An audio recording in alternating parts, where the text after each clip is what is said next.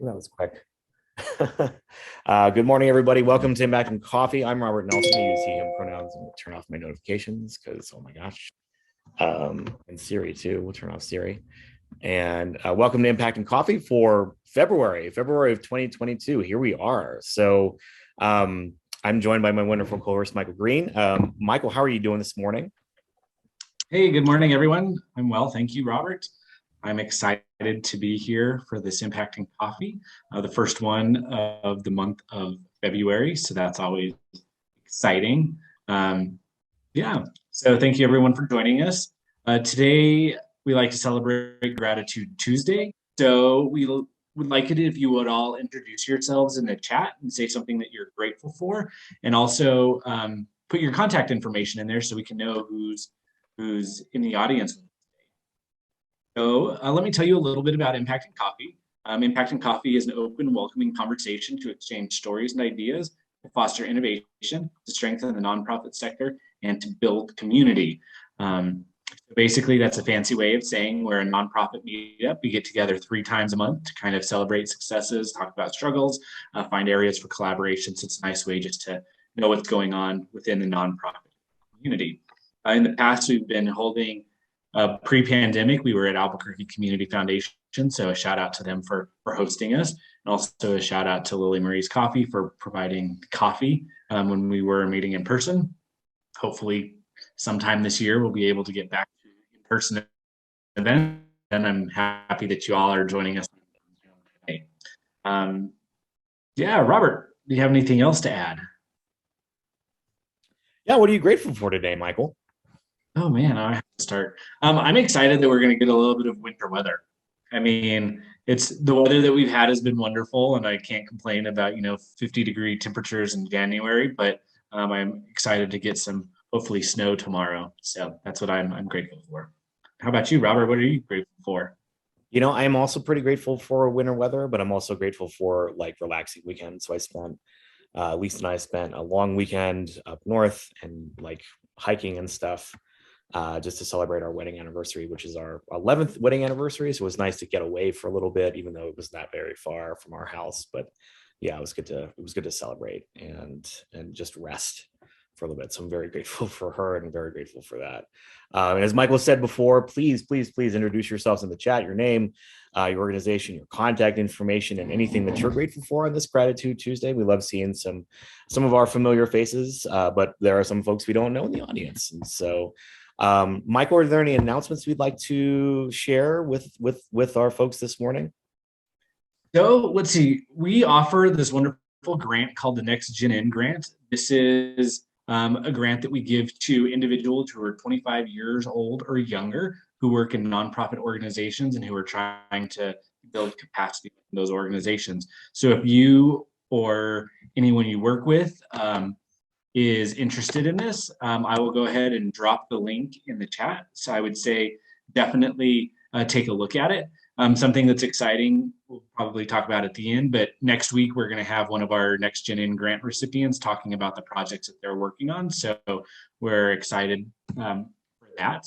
That's kind of something to look forward to for us. So yeah, I went ahead and dropped it in the chat just now, so check it out. Awesome. Thanks, Michael. And lastly, we're going to try something a little bit different. So after today, we're gonna do some networking today after our speaker goes. And so stay tuned, stay on board. If you're here, if you're just listening in, we're going to do some networking at the end. We'll ask a couple questions and hopefully our audience can engage a little bit more and get to know each other a little bit more, which is kind of going back to our roots here at Impacting Coffees. So so keep in mind that we're going to be talking to each other for folks who may be listening in today. And good to see some folks introducing themselves in the chat. Hey Trish, good to see you, and for all you do with teenagers especially. So we're gonna go ahead and get started. I'm gonna spotlight Evan and Vanessa this morning. Welcome, Evan, and welcome, Vanessa. Thank you so much for joining us today. And happy Tuesday, happy February, and welcome to Impacting Coffee. And thank you so much for joining us. So the floor is all yours. Thank you, Robert. Thanks for having us. My name's Evan. I'm the Associate Director of Albuquerque Center for Hope and Recovery. But first and foremost, I am a person in long-term recovery myself from mental health issues and substance use issues. I've been in recovery for about 8 years now. And that's kind of why how I got here to ACHR. When I was realizing my life needed a change and I started going back to school and I became a support worker, I needed to do a practicum for my classes over at CNM, and that's how I found Albuquerque Center for Hope and Recovery. It was kind of serendipitous. I didn't know much about it before I came here, but when I got here and I read the mission, I knew that I was supposed to be here, and as a peer-run drop-in center that helps people with mental health and substance use issues to experience positive life change, we use peer support in a safe environment to facilitate positive life growth using hope, humor, and personal responsibility. And that mission statement just really resonated with me.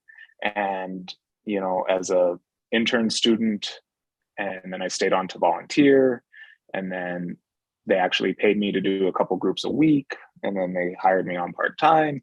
And then pretty soon, when my predecessor was stepping away from the organization, they asked me to kind of help fill in that role as associate director. And I've been with the agency 5 years now. When we say peer run, we mean everyone that works here has some type of lived experience with mental health and substance use. And by drop-in, we mean not everyone needs an appointment. Our doors open. You can come in and drop in and have a cup of coffee and have someone to chat with. And the reason this resonates with me so well is because in my early recovery, I didn't have places like that. I didn't have a positive social network, and I didn't know anyone doing good things with my life. And I saw that that's what we were doing here at ACHR and decided to stay.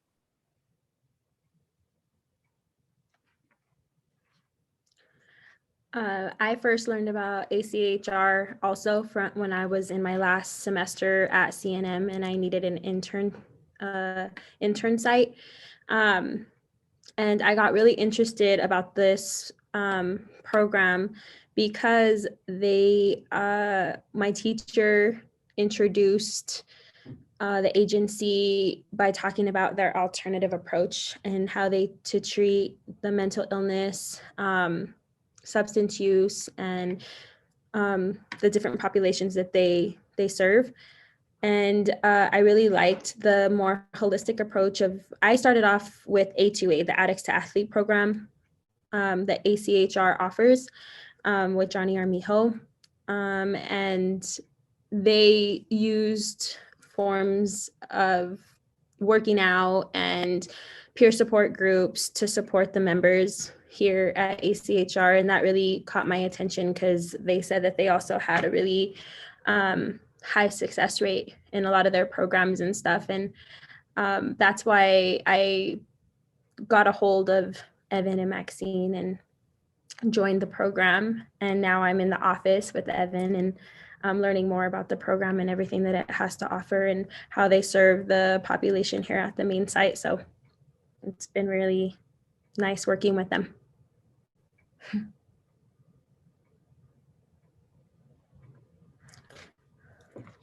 That's really awesome. Could you tell us a little bit about the history of the organization, like when it started, and like what are some of the current stuff that you're doing right now? Yeah, absolutely. So ACHR started with a few peers who were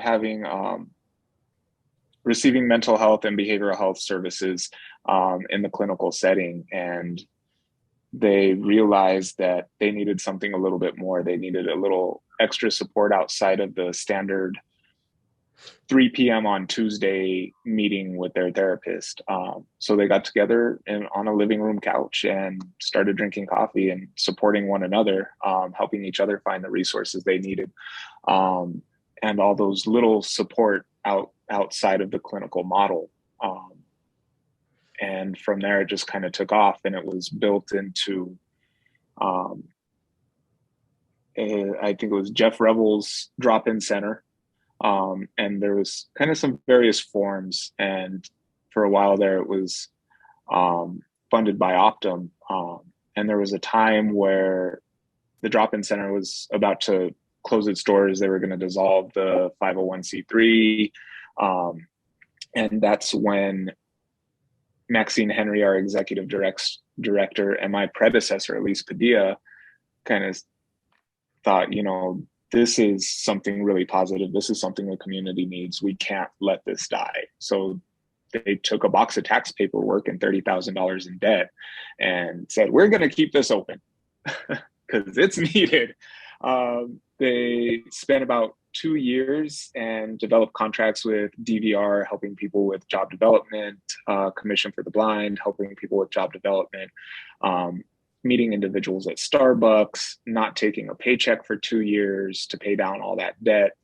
And then finally, as they gained some momentum, they were getting some more and more contracts. They were able to partner with Donald Hume, who at the time was doing a double trouble recovery group. And so they had some shared office space. And then they worked out with St. Martin's at the time to kind of use their upstairs rent-free. So they were helping individuals out of there, and slowly just building these different contracts and really starting to diversify the revenue stream until we were able to get value-added service from Centennial Care, Blue Cross Blue Shield, Molina, United Health, and slowly building these things to where we were able to get our own standalone building at 913 2nd Street. This is an old house when this used to be a residential area. It's right on 2nd and Lomas. And so when you walk in, we still really try and keep that living room feel, that started this, back in 2001. You come in, we got rooms. This was a house. It feels lived in. It's not a hospital setting. We still got a couch in the big group room and computer access. And so today, going from when Maxine and Elise took it over, just really kind of focusing on job development and building contracts, now we're able to offer a whole slew of different programs, resources, and whatnot. One of them, as Vanessa mentioned, is the A2A exercise program. That started in Pueblo, Colorado, and we were able to get with them and be able to do A2A here in New Mexico, which is exercise and peer support together. And so we're able to go work out and, get those endorphins going, build that natural endorphin system back up, and afterwards be able to sit and be vulnerable in a group with people. But today we still really try and follow that living room setting, that place where people can come in and just feel comfortable and get the resources they need outside of the clinical model.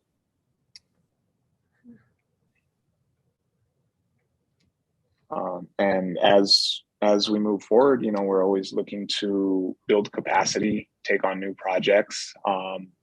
We got some really cool stuff looking at in the future. Recently, not recently, I guess about 3 years ago, we received a BHI contract to continue doing peer-run services and peer-run drop-in centers throughout Albuquerque. We're able to work with individuals out at the Central and Unser Library. We were down at the Westside Community Center in the South Valley for a little while, and really kind of stretch our wings. The biggest thing we always try and impart on people is that we are never here to be a replacement for someone's treatment. We're always here to be an enhancement to that treatment. As I mentioned before, one of the things I struggled with was having a positive social network. I didn't know people that were doing good things with their life. And so for me to be able to be that for someone else is super important. There's quite a few people who come in here just to have a conversation. They might not be working on anything specific, but they know that this is a safe place where they can just exist and have someone to talk to and not feel like they have something to prove to someone or some agenda to complete.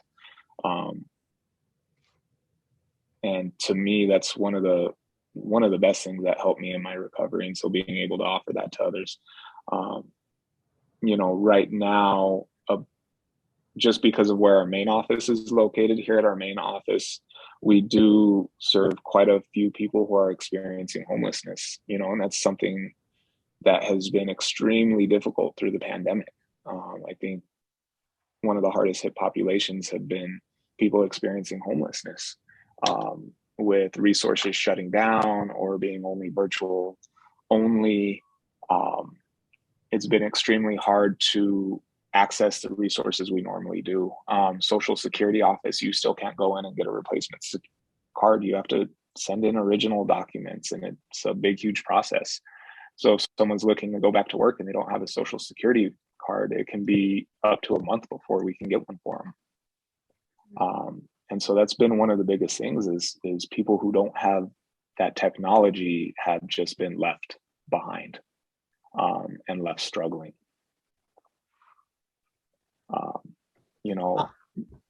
Go ahead. Evan, how have you, you mentioned, you highlighted something that is extraordinarily critical for folks, especially in the last couple of years. Can you just highlight a little bit of how y'all had to adapt to that struggle for folks, or support people with that? Yeah, it's been extremely hard, especially at the beginning of the pandemic. We did keep our doors open here at the center. We knew that was extremely important. We limited it to 4 people in the office max. So we had 2 staff members, the rest would work at home, and we kind of alternated around there. But we knew we had to keep the doors open for face-to-face stuff too. But also, with gyms closing down, that really impacted our A2A program, because it was done in a gym. 4 nights a week it was done in a gym. And so we were able to quickly get that move to virtual and Zoom groups, and it was pretty well attended for about the first 2 to 3 months. And then I think everyone experienced the Zoom fatigue about that time, and it just kind of really dipped to where, when we used to have 10 to 15 members consistently showing up, now it ended up being about 2, 3, sometimes 4. And so just that willingness to engage virtually kind of really dipped. And I think we saw a lot of isolation from folks, and a lot of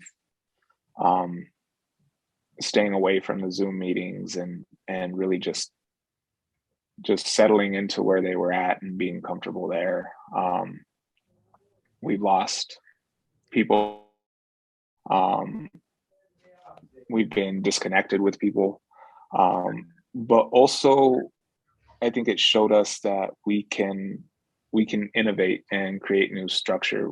We've tried some hybrid groups. We've done different things. We had a game group going, but we were also able to reach people that we may not normally have gotten able to talk to, like the Albuquerque Girls Reintegration Center.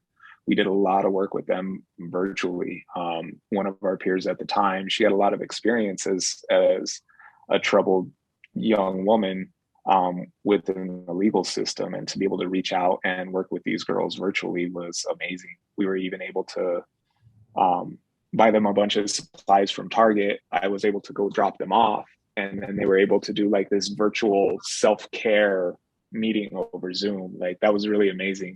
I didn't join it, but I heard tons of fantastic things about it. But they got to like do face masks and do their eyebrows and all that stuff. And even when some of those girls were finished with what they were doing, they stopped by just to express their gratitude. And really, that's what kind of keeps me here and keeps me in this seat. It's when I see that change in someone. It's been amazing. So just adapting to the new way things are going. And even today, it's this continual, like, we got to kind of change how we think about how services are provided. Before, it would always be, oh, come down to the office so we can have a meeting. But now I've worked with people I've never even seen their face on Zoom, just talking on the phone, and we've been able to support them in that way.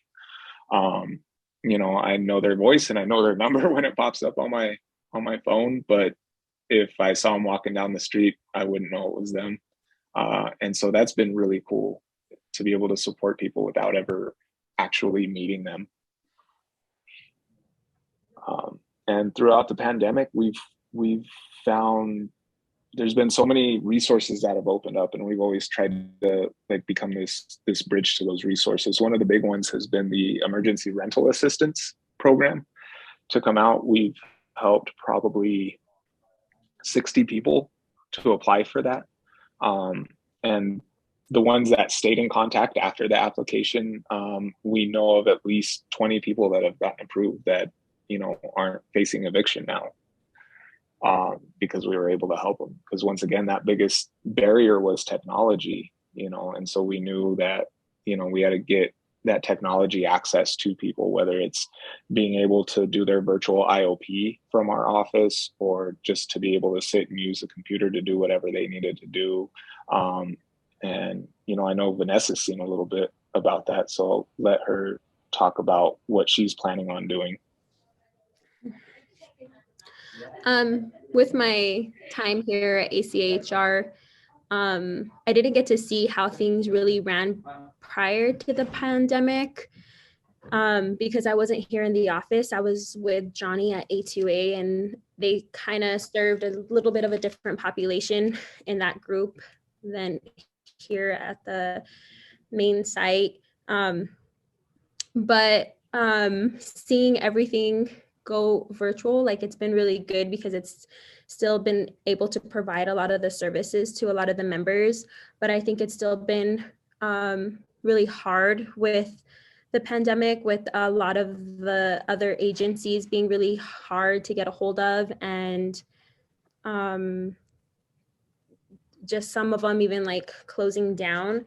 And so, like, with the members that I've been working with here doing the rental assistance and different services that they come in needing help, there's usually like a really big waiting list, or like it takes a while to be served because there's so much need, but and there's so much people applying for the services that are available. So I noticed that that's an issue that is occurring right now. But with the ACHR leaving their doors open, I think that that's been really helpful to the community that they serve, so that the members do feel like there is a place that they can come and just drop in, and they can feel welcomed, and even just come to talk to the staff when they need, or ask for support or some sort of direction that they need help with. So that's been a really good experience, just to see members coming in and still being offered the help, because a lot of the agencies I see that it's been hard for a lot of people to get help with a lot of different agencies. And even with us working with a lot of different other agencies and trying to get a hold of them and stuff has been really difficult during this time. You know, you mentioned y'all mentioned some innovative ways in which you've been able to find resources, but what are some strong partnerships that you've made over over your time, and how have you collaborated to, like, what are some of your key collaborations? There we go. One of the biggest ones on the books right now that we're involved with is the Albuquerque Justice for Youth collaboration, which we're aiming to bring back justice for youth into the community's hands and really support our young folks in being successful, as opposed to, you know, filling up detention centers with children. And so that's a whole project where we've been doing that for about a year now. And we're getting to the point where we're actually starting to see some work. And so we're looking at these big level policy changes, right? And as a community organization, that's important to us, because one of the biggest things that I believe in is that when we strengthen an individual, we strengthen the community as a whole. And so us being able to work in the community and work as a community organization, you know, allows us as the people of the community to take ownership of how it looks. You know, with any type of policy change on the big level, right? That takes years. Even sometimes when something happens, you know, it can take a while before we see the difference. But, you know, I have the ability to make a difference right here today. So beyond that, you know, we've really been trying to work a lot more just with the population that we serve here at the main office. HopeWorks has really kind of stepped up, and really we've been able to work with them through our behavioral health initiative, the Bernalillo County Behavioral Health Initiative. We've been able to kind of partner up with the emergency motels. There's one we're specifically working at right now to be able to help people who are in these situations where they have to stay at this motel to, you know, get their feet back under them. You know, making these meaningful partnerships with organizations can be hard sometimes too, you know. I'm not sure exactly what it is. I know I've been kind of guilty of this myself, but sometimes we tend to rest on our laurels, you know. Sometimes we have too many meetings and we're just talking about meetings, and then after the meeting it's like, okay, see ya, and sometimes there's not a lot of action following up. But we have been able to we were working with the tiny home village there for a little bit to try and get some people in, and we were going into some of the community meetings there. But outside of that, it's been really hard through the pandemic to really build on those collaborations. Can I ask a question, Robert? Can I ask a question? Yeah, go for it, Trish. I didn't know if we were at like Q&A with the audience yet. Thank you. Evan and Vanessa, thank you so much for speaking. This is so great to know your organization exists and the work you guys do.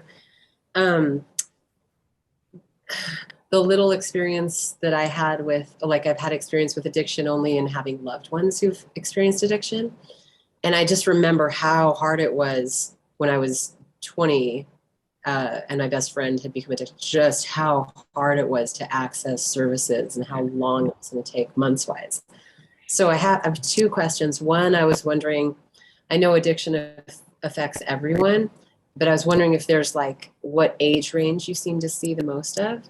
And then my second question was, I saw the Tiny Homes Village thing in the newspaper a while back.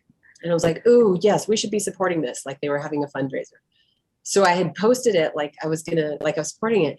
And then quickly, like as I read through the article entirely, I was like, there's something about this that doesn't feel right. And I don't know what it is. And I finally pinpointed what it was, which is that I didn't really like that you had to be sober for whatever amount of time to access the tiny homes. And I wondered if you could speak to that. You know, there was this like homeless guru in Seattle who died a few years back. One of my friends had him as a teacher.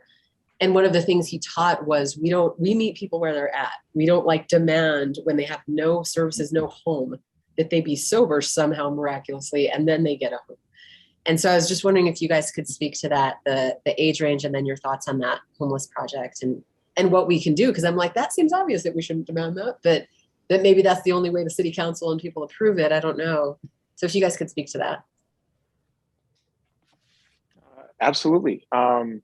So we actually just had a evaluation from ACHR, and I see that Kurt's in the room from Pivot, which we'll be working with here in a little bit. I just noticed that in the chat. But our biggest population, what we track is the age range. I think it's 25 to 45 is the biggest age range, mostly male. And so every once in a while we do get someone under the age of 18, and we'll work with them the best they can. But I think there's some other resources that can better help them to accomplish their goals, things like New Day, and ones that specifically work with young folks. That doesn't mean we won't help them, but we always try and connect them with probably the best resources for their specific situation. You know, and I'm really glad you brought up the whole person-centered. We always try and maintain person-centered. I'm the expert in my recovery, and that's it. I don't know anybody else's life. You know, I might understand some of the intersectionalities between me and another individual, but their life is theirs, and they're the expert in their life. They know what works for them. They know what doesn't. It's not my job to tell them how to recover. It's my job to walk with them on their recovery journey. And that looks different for everyone. Specifically for housing, you know, I'm of the mindset that everyone deserves a place to live. I don't care what you're doing. Everyone deserves a place to live. You know, I can go off on a whole rant about this, and so I'll save you all from that. But no, I believe that the housing first model is the way to go. You know, we saw it in this struggle between mental health and substance use, even still sometimes today. You know, but back in the 90s and early 2000s, you couldn't get help with your mental illness until you were dealt with your substance use, and you wouldn't be able to deal with your substance use until you had your mental health issues in check. And so it kind of puts you in this mind, like, no, like it needs to be housing first. I can't worry about getting a job unless I have a place to take a shower, unless I have a safe place to sleep tonight. I can't worry about making these appointments with a housing case manager if I'm just trying to survive and I don't have the time. I'm trying to get lunch, like, and you want me to be on the other side of town at 1 o'clock. I'm going to choose food over that appointment every time. And so by allowing people a safe place to live, I think is the first step. I don't think there should be these huge requirements on being able to have shelter over your head. Do you think this was something that came up when the Tiny Homes Village project got approved? Like, were there people speaking to the, you know, did people that work in your sector know that it was going to be, you know, for sober people only kind of? So I think we kind of there was definitely some preliminary stuff. There was some stuff floating around. I do know that before it came open, it was going to kind of be an abstinence only model. You know, and I think there was a lot of discussion about that. At the end of the day, I think what really impacts it the most is liability. And should something happen to someone who's liable for it. And so at the end of the day, I think when you're talking about one of the biggest funders being Bernalillo County, you know, they have to play CYA. These are just my thoughts. I don't know all these for sure. But I mean, I think money has a big thing to play with it, and the liability of having individuals who are actively in use might have been a big factor in their decision for that. So, hi, Evan. It's nice to meet you. Hi. We participated in a program evaluation up in Santa Fe, the Santa Fe LEAD project, and it was a harm reduction model and housing first model and all of that. And, you know, kind of the way we tried to characterize it was to say, look, if you're a smoker, the average smoker quits about 7 times before they finally quit. And these are really harder things to quit than smoking. If we stigmatize their, I don't even want to call it a relapse, it should be effort, their efforts, then, you know, it makes it more difficult for them. And so I think it needs, you know, these models where you plan for that to happen, participants say they are so much more effective because they just keep moving forward. Whereas, the abstinence only models, they just kick them out. Yeah, absolutely. We've seen it time and time again. And what I've experienced in my life and what I've heard other people attest to is it just brings about this sense of guilt and this sense of shame that I've done something wrong. It must be something wrong with me that I keep doing this because I'm not doing the right thing. And recovery isn't black and white. It's a spectrum, and it can go, just like we look at the 5 stages of change, right? Like it can go from everything from active use to wanting to use less to methadone, Suboxone. When I first started this journey, I was not an admirer of methadone until I really started understanding it and saw what it can do for people. And so everyone's in these different areas. Within the building, we ask that people not be under the influence. But if they are, we're not going to tell them, well, you can't be here anymore. We do ask them not to be here for the day, and we'll go sit outside on the steps and talk to them until they feel a little better, and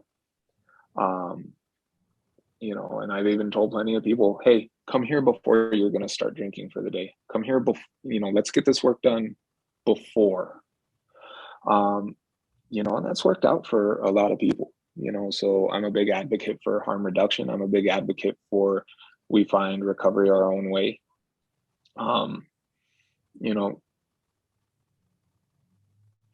It looks different for everyone. And for me to say your recovery needs to look like this goes back to the cookie cutter approach, and it is not person centered at all. What I really like to look at is quality of life, and is what we are doing, is it creating value? Is it creating a better quality of life, or is it having a negative impact on it and taking us backwards? So that's really kind of the scale and definition of recovery I like to use. Like, are we having a better quality of life? Effort we're putting in. And that's also something that I really admired about working with ACHR, is that I've got to see, pretty much as soon as I started, I had an experience where somebody walked in and they had just gotten out of the hospital, and she was high, and she was just she needed help, and she needed the phone, and it was me and Johnny in the front, but he welcomed her in and gave her some food and a cup, just made her feel like a human being. And you could just see the change, like the look on her face changed. And that was something that really touched me, and that will always stand out with my experience here with ACHR. And that's when I was like, we need more agencies and organizations like this in our community, because this is what recovery and that help is all about.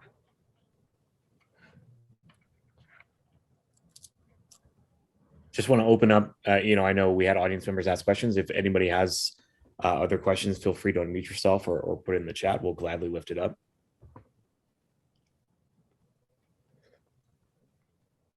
Do you guys have a monthly newsletter where I imagine you advocate for or against certain legislation and just kind of need volunteers or need donations?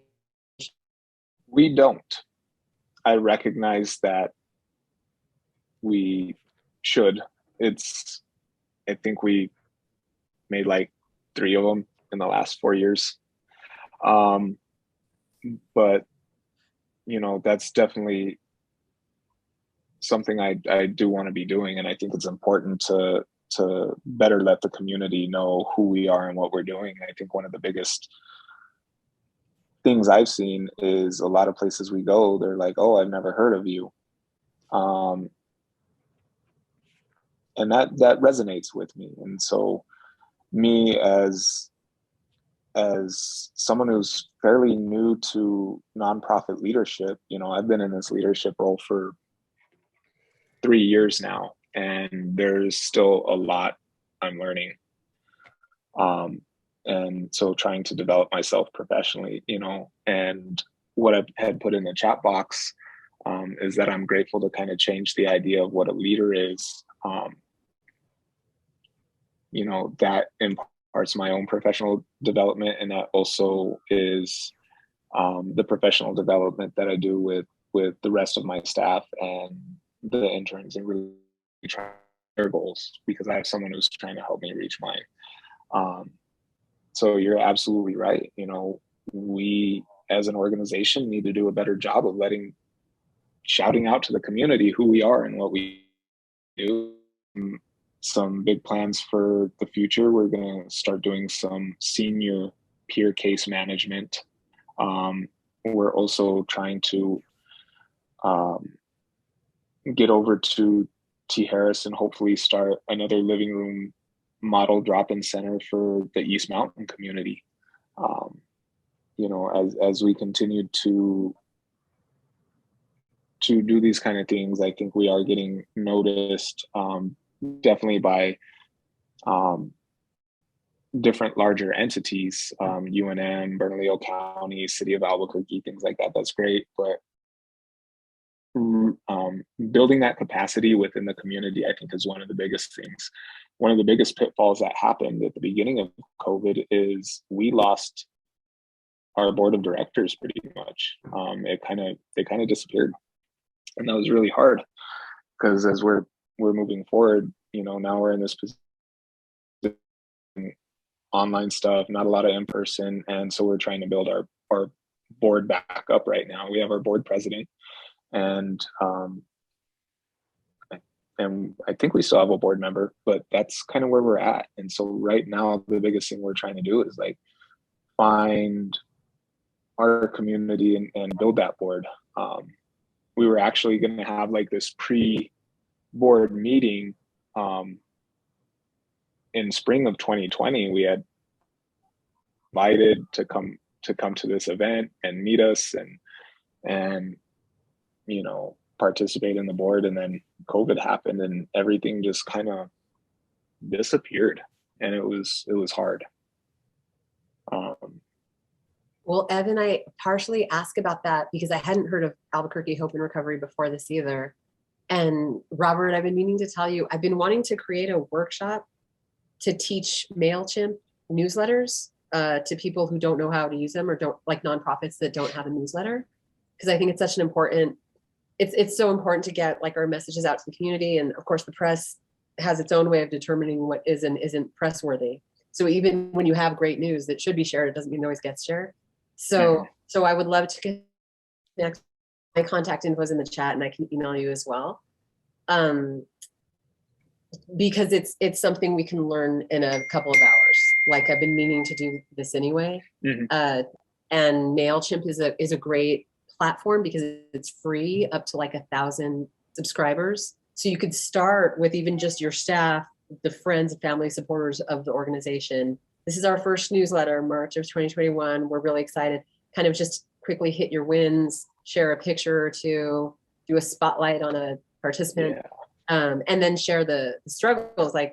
Here's what we're most in need of at the moment. And that can kind of be your baseline for, there's 3 main things we're going to do each month that we're going to share. Our wins, spotlight on a staff member or participant or whatever, and the hard that we need help with, or whatever like that. So it's a really simple thing to do. And it is a commitment for sure. You have to take a few hours for me to do it every month. But anyway, so I'm happy to help with that if you guys want that. Is MailChimp easier than Constant Contact? I'm sorry? Is MailChimp easier than Constant Contact? I like MailChimp better than Constant Contact, but I know people have different opinions. My recollection is that Constant Contact charges, but I can they change their model. Yeah, I think MailChimp is user-friendly enough for anybody. I'm note to self, I have to write down everything. Workshop MailChimp. That way I can let Robert know, and any nonprofits that don't have this already can use this way of communicating. It really makes a difference too. We have supporters who like clients who haven't worked with seniors for years, but they read our newsletter religiously. They make a donation if we have a matching grant opportunity. Like they're genuine supporters. And so they read the newsletter, you know. We try to share like interesting articles about technology and, you know, the kind of work we do. So yeah, it's a great resource, I think, for you guys. Thanks, Trish. Yeah, absolutely. I'd love to talk with you some more offline. I have a question for you. Yes, absolutely. Hi. Great presentation, actually. How do people find out about you in general? I think the biggest one is word of mouth. We have members who we've worked with who find their own success as they work with us, and they tell their friends about it. We have people who sometimes just walk in the door. Every once in a while, we have someone just knock on the door and be like, "What is this place? Oh, really? Can I come in?" You know, and then, you know, we do a lot of outreach to our demographic. We've done everything from, I think Johnny actually got onto the bus one time and he took the bus routes in the vicinity and just started talking to everyone on the bus. We go to the bus stops. We, you know, the Coronado Park is right down here. We've gone to Coronado Park. We've gone to, you know, we do some presentations with the Turquoise Lodge IOP. Unfortunately, Turquoise Lodge itself isn't letting presenters come in. We used to go there once a month pre-COVID, but they haven't let any presenters back in yet. But we do have presentations for their IOP. We're trying to do some little A2A mini camps with Turquoise. And we're always trying to talk with our colleagues in the field. There's a listserv called NM Leaders in Recovery, and a lot of staffing that gets done there. And, you know, anytime I see a post about, hey, I need help with this, I'm like, absolutely, if we can do that, we're all over it. You know, the last through COVID, it's hard to get the walk-in people who realize this is a drop-in center and just come on down. And so we've had to do a lot of, let me go recruit. You know, another big population we work with is people who have are involved with the justice system, whether they're on probation or even incarcerated individuals. We've done work with ECHO and some of the detention facilities to try and present to some of the people who may be getting ready to return to society. And so really, probably the past 6 months, we've been really trying to up our outreach and make.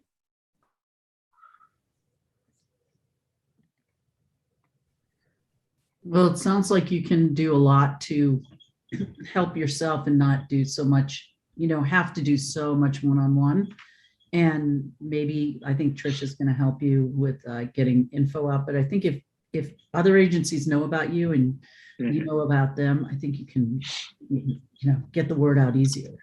Yeah, you know, one of the biggest things we've realized and we've been branching out is let's not confine ourselves to working within the behavior, and branch out beyond that. So we've been working with like Rio Grande Food Project.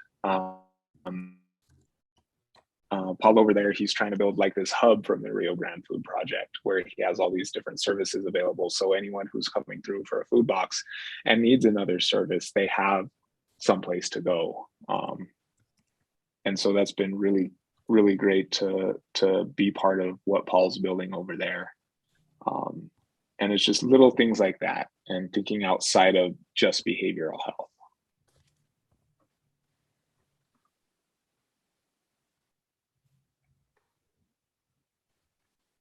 Evan, can you speak a little bit to how your organization or the people that you work with have interactions with the general healthcare system, not just behavioral, but physical health, general medical checkups, and things like that, and how, or any recommendations, I guess, for how healthcare providers can better interact with some of these folks? That's a really good question. And I was actually part of a panel a little while ago where we were asking these very same questions. They were kind of developing like a roadmap to providing better care for people with mental health and substance use issues. I think healthcare is one of those super important things that just kind of often gets put by the wayside, you know, whether it's because you're in active substance use or you're constantly having mental health crises. Making those appointments can be very hard, or getting consistent care can be very hard. You know, even me, having been in long-term recovery, I still put off medical stuff, and I know I should do it. But one of the biggest things we try and make sure is like someone has some of these healthcare needs. I really like using some of the clinics around this Salud, which has been really good, especially when we talk about language equity and access to services, and removing some of those barriers, culturally and linguistic appropriate services.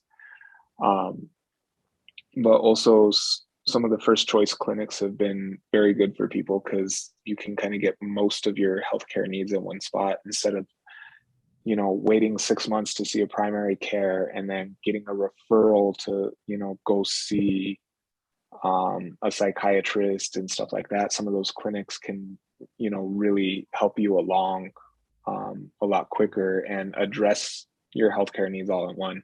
You can get your behavioral health, your physical health, all those. I was working with one person earlier, and they were like, oh, I haven't seen the doctor in so long. They had just got into their new housing, into their new apartment. And so we're looking around, and there was a clinic right across the street from him. And he was like, you know, and so it was really great to see him. Oh yeah, I went over there and I got an appointment in next week, you know, to see a doctor. It's these things that we can all take care of like simultaneously, you know. As much as I believe in housing first, the reality of it is sometimes we have to try and focus on these other things as much as possible too.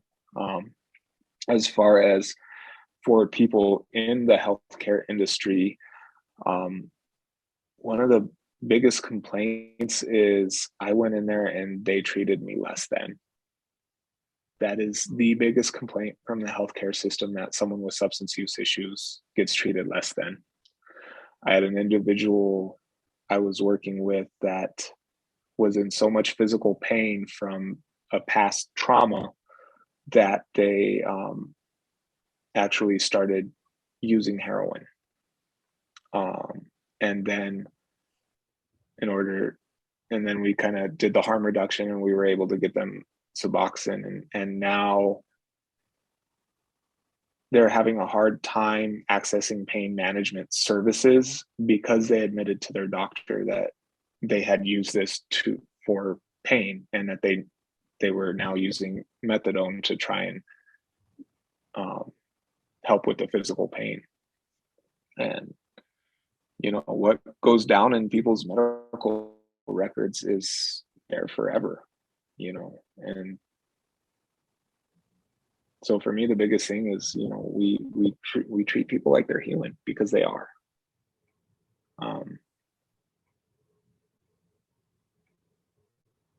And like I said, that's the biggest thing I get from people. I got treated less than. Thanks for that. I appreciate it.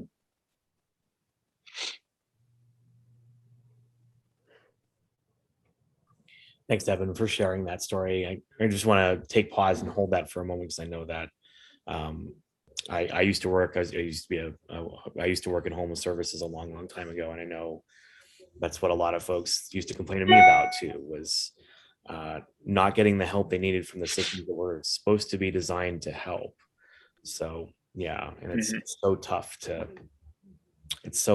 for us to actually just talk about how our health structures are failing us because of that particular piece. And so with the 5 minutes we have left, I know we said we would have networking, but that's okay. We had a really great conversation today. So I really appreciate you, Evan and Vanessa, for joining us today and just having this conversation and for the questions we had in the audience today. So the last question that we'll leave y'all with today is, what can our community do for you today?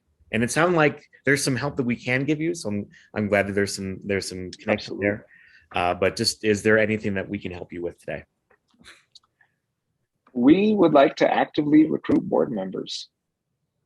We need our board back in place. The board that we have is a governing board, so it's not necessarily with all the day-to-day operations and the hirings and the firings and that stuff. It's a governing board really here to help support us. The biggest part about our board is it needs to maintain 51% peers. So it's always peer-led. As our mission says, we're peer-run from the bottom up. And that's really the biggest thing. I have my contact information. I can put it down. You know, we have invited some other people, but really we're looking for community members with expertise in different areas that can really help us, whether, you know, someone is an accountant and can help us kind of look over our books getting ready for an audit, whether it's someone who may be good at fundraising. You know, I know a lot of nonprofits are like, we need money, right? Well, yeah, we need money too, but you know, thinking long-term and big picture, a functioning board is going to be what helps build our capacity and helps sustain us over the long run. We've gotten pretty good at finding contracts to work and pretty good at finding, you know, these grant opportunities. What we really need is some help from the board and some guidance and some people with vision on how to help the community as well. Evan, how often does your board meet? We were meeting every other month. So it was meeting every other month. And I think the biggest thing about the board is we ask board members to, you know, participate with the organization, you know, a couple hours a month, help out with events when we hold them, different things like that. One of my previous accountants is also in recovery, and I'm just like, God, she would be perfect for you. That would feed two birds with one worm. So I'll reach out to her after this and see if she's interested in talking to you. Yeah, I can, you know, I'd love to talk to anyone about it a little more, and if they're interested, we can get them a board member application and kind of go from there. Once again, I put my email in the chat one more time just to make sure everyone has it. And even if it's not about the board, you all can message me with anything you need. You know, if you want to know more, if you want to come down to a visit, like us on Facebook. We're always doing different events. We need to get ready to plan one here. We're trying to figure out how to do a silent auction. We've gotten some donations over COVID that we're like, this isn't just like a $5 raffle prize. So we'd love to kind of put together a silent auction.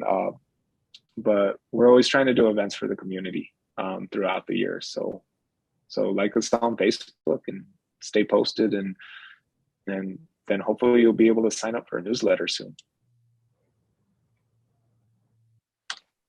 Thanks, Evan. Michael, is there anything you wanted to add before we get going today? No, I think that you guys gave an amazing presentation, and I love the conversation and how organically it happened. And that's why we do Impact in Coffee, is to see these conversations and these connections. So I really appreciate the participation from the audience, and the presentation that you guys gave was great. So I really appreciate that. Yeah. And then again, next Tuesday, we are going to have some Next Gen In grant recipients talking about what they're doing at the Food Depot. So that'll be kind of fun for you all to hear. So come back next week. Yeah. Anything else, Robert? No, that's it. Yeah. Come back next week for Food Depot, and we won't be able to do the big novelty check for next gen, but stay for the Food Depot and the work that they're doing. We want to learn a little bit more about what's going on in their realm. Could we have a big virtual round of applause for Vanessa and for Evan this morning and all their hard work? We really appreciate what you're doing in community today. And just thank you so much for joining us at Impact and Coffee. And we'll see you next Tuesday on the 8th at 9 a.m. here on Zoom. So thanks y'all. Good to see you, and we'll see you next time. Thank you, everyone. Thank you so much for having us. Bye. Bye, y'all.